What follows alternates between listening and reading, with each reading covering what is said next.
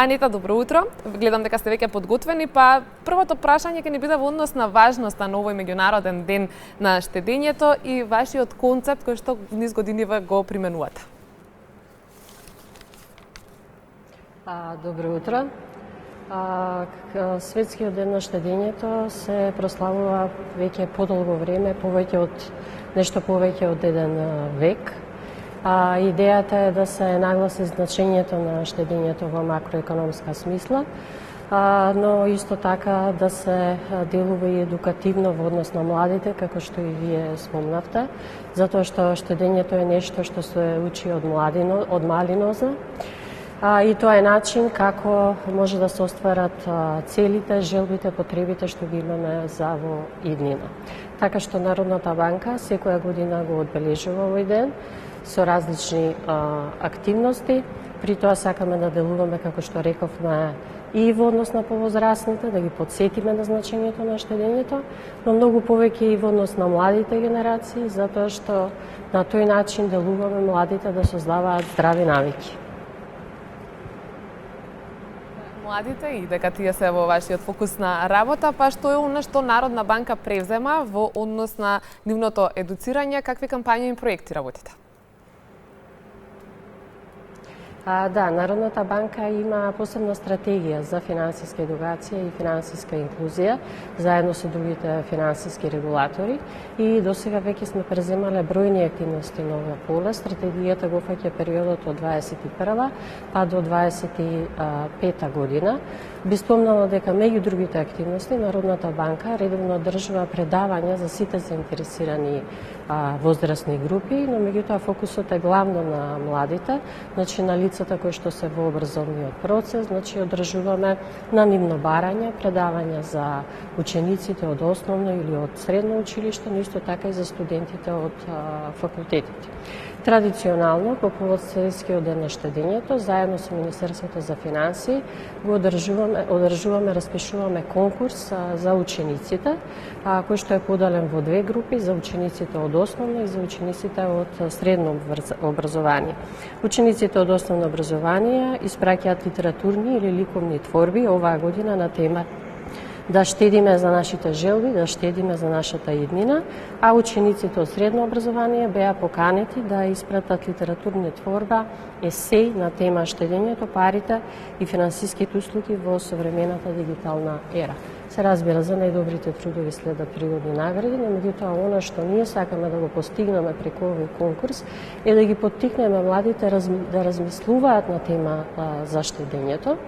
Кај помалите доаѓа до израз нивната креативност, но веќе кај средношколците гледаме веќе нивни согледувања, мислења, ставови во однос на штедењето. Сакаме да се огледаме и го поттикнуваме да пишуваат од каде учат во однос на штедењето, во која мера се важни семејните навики, во која мера образованието или вакви едукативни програми. Како што гледате, ние веќе ги поттикнуваме да размислуваат и во однос на дигиталните финансиски услуги, бидејќи тоа е практично наша сегашност и наша иднина, и радува што младите веќе имаат доста познавање во оваа сфера, значи тие се новите генерации се деца кои што од мали нозе растат со некој дигитален уред, имаат многу понапредни компјутерски вештини во однос на некои од повозрастните, така што тие се свесни за сите предизвици во однос на дигиталните финансиски услуги, спремни се да ги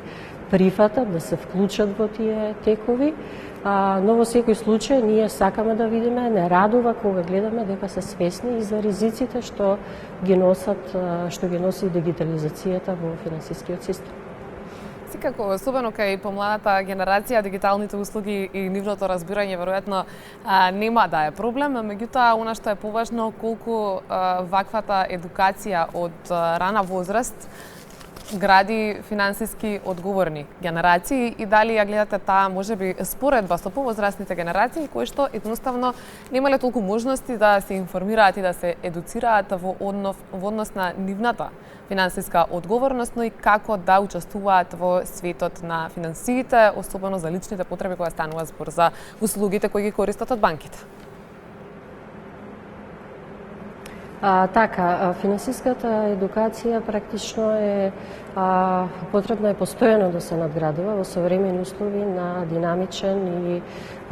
финансиски систем кој што постојано се развива и постојано нуди различни нови видови на финансиски услуги, вклучително и дигитални финансиски услуги, така што финансиската писменост е важна за сите генерации.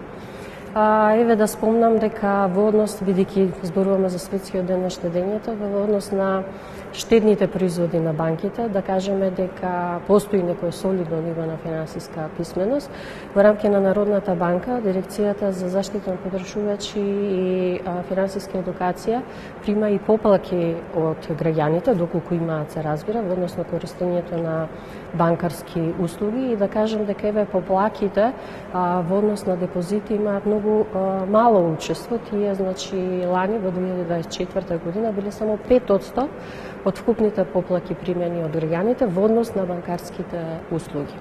Во секој случај, на што можеби треба да се поведе сметка е секако граѓаните да внимаваат при подпишување на договори за штедни производи, значи за штедни депозити, и да внимаваат да се информираат за сите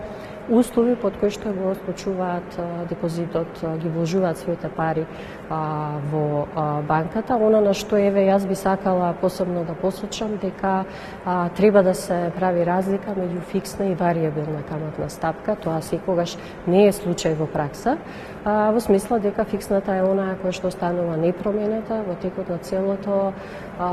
целото време траење на депозитниот производ, додека варијабилната е онаа која што може да се менува и е врзана со некоја друга референтна или пазарна каматна стапка. Обично банките нудат производи во кои што имате фиксна каматна стапка во првите неколку години, а потоа почнува да се менува, и тоа еве некој момент каде што граѓаните реагираат, иако претходно исклучиле договор каде што има ваква варијабилна каматна стапка. Се разбира, треба да се информираат и во однос на условите за предвремено разорочување, како и во однос на условите за автоматско реорочување на вложените пари во банката и така натаму. Народната банка во август оваа година донесе цел сет на одлуки во доменот на заштита на потрошувачи врз основа на измени на Законот за банки, во кој што ние веќе наметнавме потреба од фер и транспарентен однос од страна на банките кон нивните клиенти во однос на сите услуги кои што тие ги нудат, но во секој случај паралелно на тоа и ние, а исто така очекуваме дека и банките, деловните банки, бидејќи кај нив е штедењето, дека ќе работат на полето на зајакнување на финансиска писменост на граѓаните. Господја Анита Крстевска, главен економист на Народната банка, ви благодарам многу за издвоеното време и за денешниот разговор.